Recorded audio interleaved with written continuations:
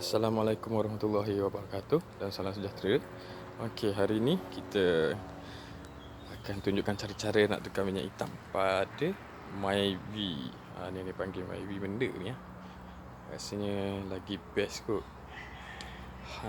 Yang ni biasalah Myvi Born to Rally. Okey, yang kita nak tukar minyak hitam, benda yang kita nak kena ada, kenalah ada minyak hitam, oil filter, satu takung,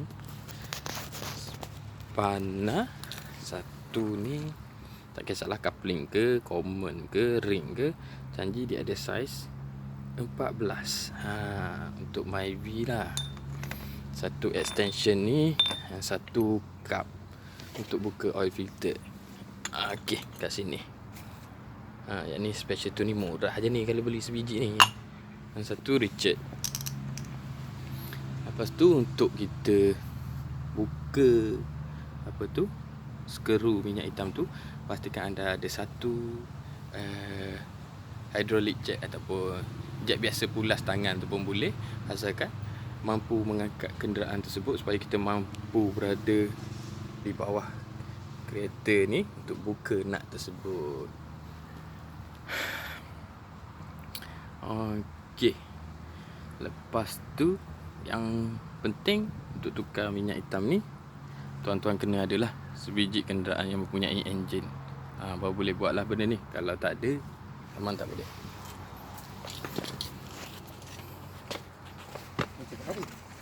Ada rekod untuk YouTube. YouTube lah lebih kurang. Okey. Kalau Myvi ni, cerita dia kalau pakai jack pulas pun boleh. Kat bawah ni dia ada satu macam garisan ni, kat sini pun boleh. Kita boleh letakkan jack ni, satu lagi satu kat bawah dah kat dalam tu. Yang tu ada panggil chassis frame rasanya. Kat situ pun boleh. Tak ada masalah sebab bukan nak angkat tinggi pun. Bisa lepas-lepas je. Okey, kita jack. Ni kalau ada getah ke okey sikit lah, untuk tahan, tak bagi dia kemik ke apa ke. Depend lah ni. Yang ni memang kategori depend. Lari pula jack aku.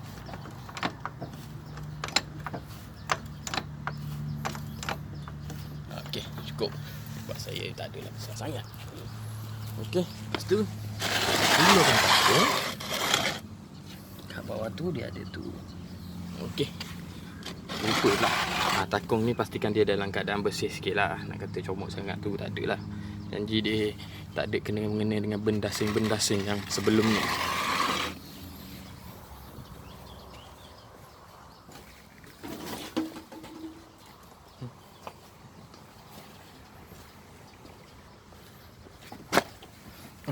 Lupa.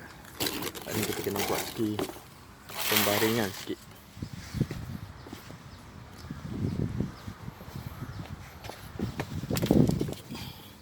Okey. Untuk kita Myvi, kenapa kena ada extension tu? Sebab dia oil filter dia duduk dekat sini. Dia sama macam Alza, Toyota Vios, sama kedudukan dia. Dekat dengan benda ni, kalau tak pakai yang tu susah sikit. Kalau pakai yang rantai tu nangis jugalah. Okey. Ni nak bersaiz 14 rasanya. Okey. Sekarang ni semua sistem skru untuk buka adalah Sorry, terbang pula. Yang ni semuanya mengikut logik akal adalah melawan jam untuk buka, dan untuk ketatkan semula adalah mengikut jam. Pusingan ikut jam untuk ikat, buka, lawan jam.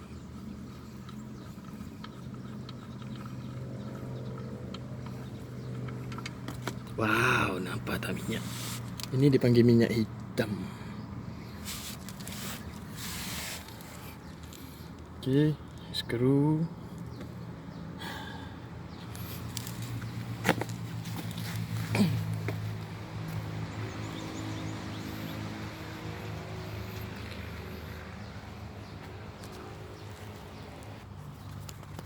Okey, lepas kita buka nut tu, ni cuba buka.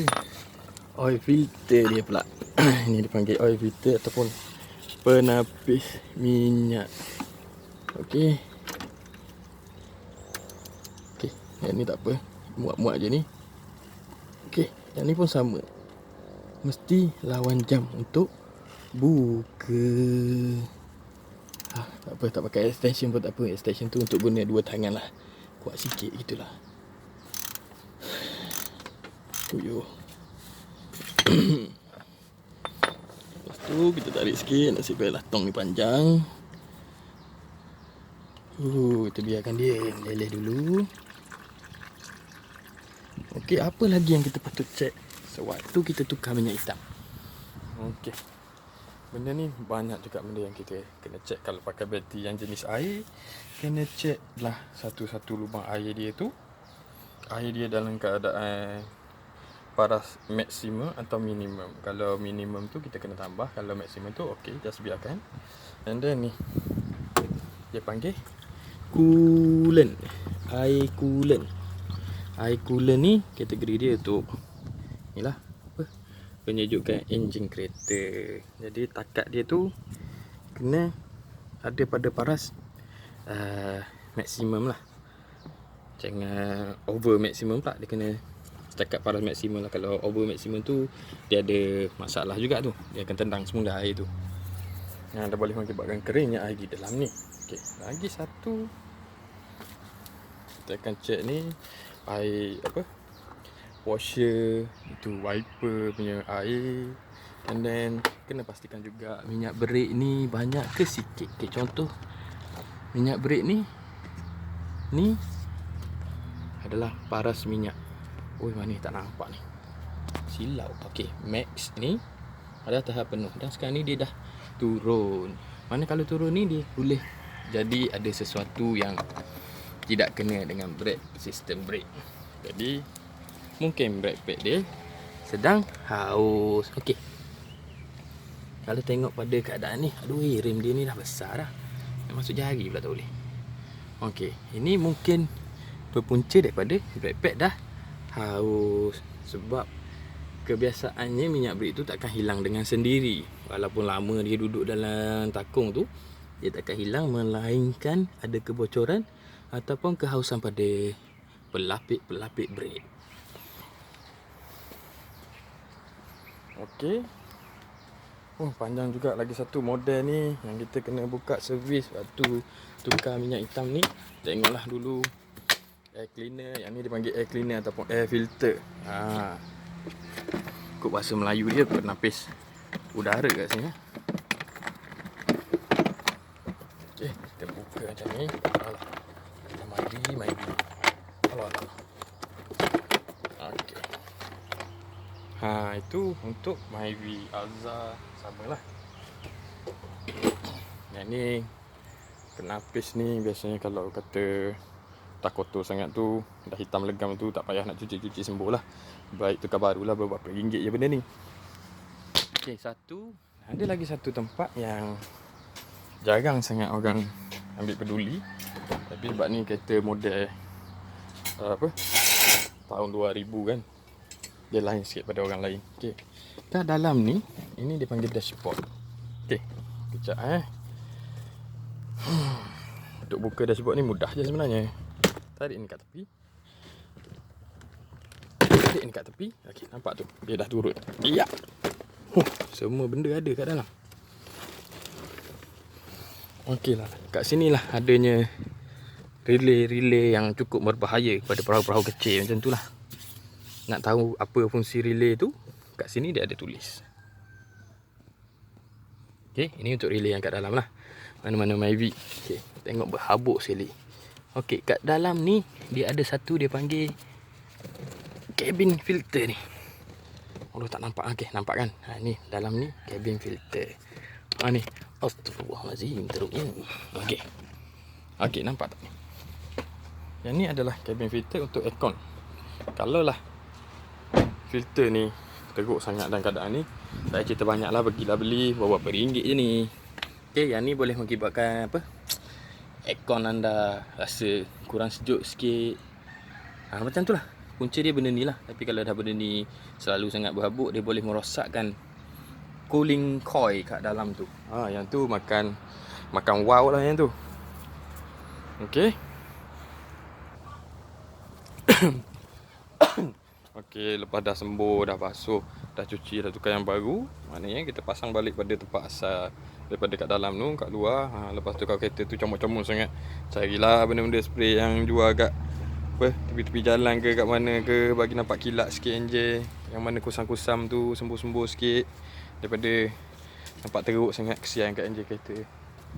Okey, lepas tu kita pasang balik semula oil filter dengan apa tu? Mak Saleh panggil nak minyak hitam ataupun skru oil sum rasanya. Teruk.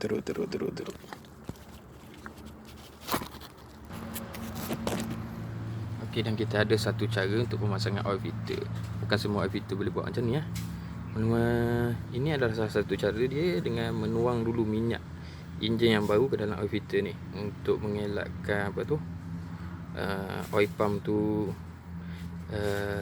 kurang sikit tekanan lah, macam tu lah. Jadi dia lebih kepada boleh sedut terus minyak, macam tu, bagi bantuan pernafasan sikit orang panggil, macam tu lah.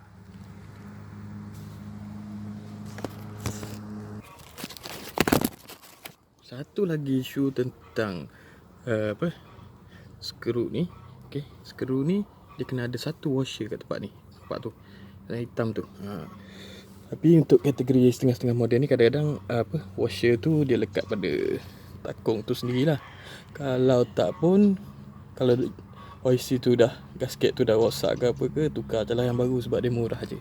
Sebab benda tu pun nampak je macam biasa-biasa, tapi risiko dia tu perik tu. Dia boleh mengeluarkan minyak hitam tanpa disedari.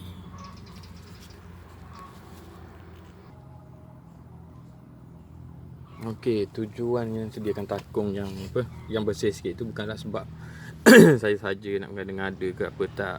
Jadi sebenarnya ada kegunaan dia yang tersendiri. Contoh macam minyak hitam ni, kalau kita nak tahu enjin kita tu okey ke tak okey, dia daripada minyak hitam ni sendiri. Kita tengok pada takung ni, lepas tu cuba tengok pusing-pusing, takut ada kesan gelik-gelik, berkilat-berkilat, macam ada haus benda barang kat dalam tu, makan ke. Yang tu sebenarnya sikit-sikit ada faktor dengan penggunaan minyak hitam. Penjagaan lah senang. Yang jenis over limit biasanya boleh sakit awal lah yang tu. Tapi kalau tuan yang jenis bagus, mana dia considerate kereta dia tu nak guna lama, dia pandai-pandai lah jaga apa ni orang panggil minyak enjin. Nampak benda macam biasa-biasa je, tapi kalau kena tu biasa-biasa je. Okey, yang ni sebab kata Myvi ni kategori timing chain, jadi pilihlah minyak enjin anda yang paling berkualiti dan paling bagus mengikut bajet anda. Okey, sebab kalau kesilapan timing chain ni, dia tak macam timing belt.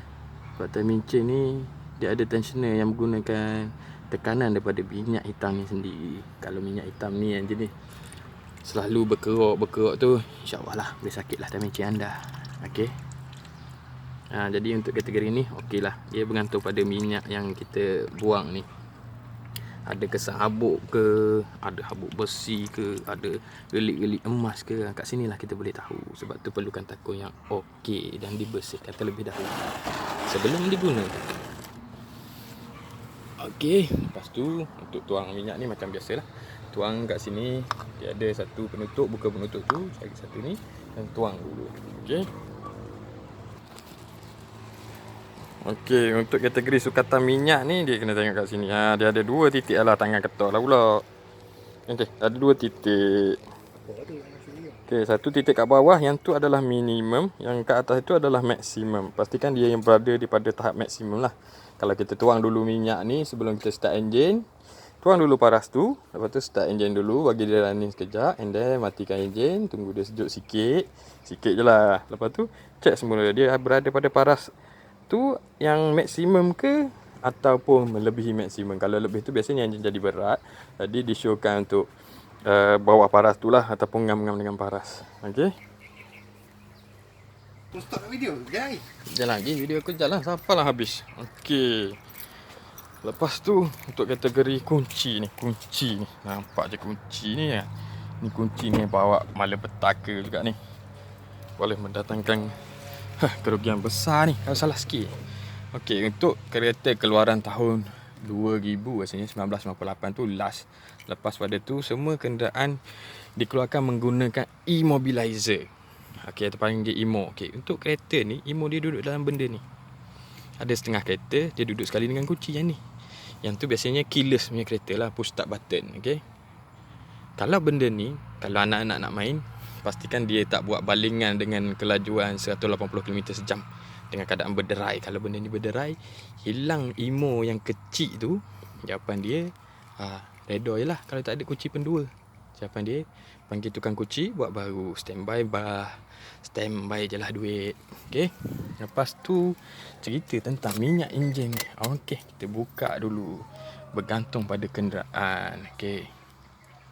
Contoh macam kereta ni dah 112,000.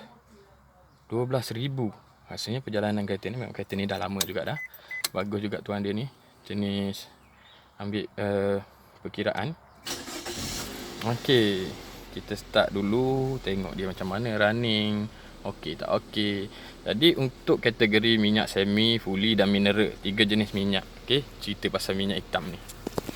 Untuk kategori fully ni, kebanyakan kereta tu ada jenis-jenis minyak yang boleh buat extend sampai ke 15,000, 12,000. Tapi bila sebut kata fully, kebanyakan tuan kereta akan cari alternatif lain untuk kurangkan kos jarak perjalanan kenderaan tu. Contoh kalau lah minyak tu disyorkan untuk 10,000, tuan kereta tu akan ambil untuk 8,000. Maknanya kurangkan 2,000 untuk kategori kereta yang dalam perjalanan ataupun stuck in the jam.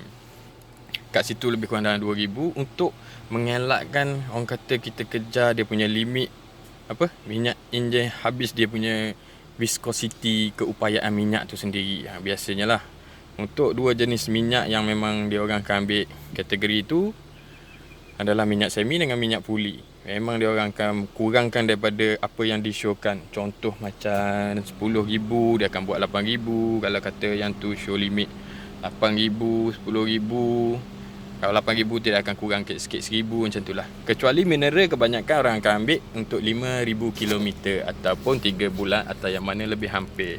Sama juga dengan untuk kategori semi dan fully, sama ada 10,000 km ataupun 6 bulan perjalanan, yang mana lebih dahulu.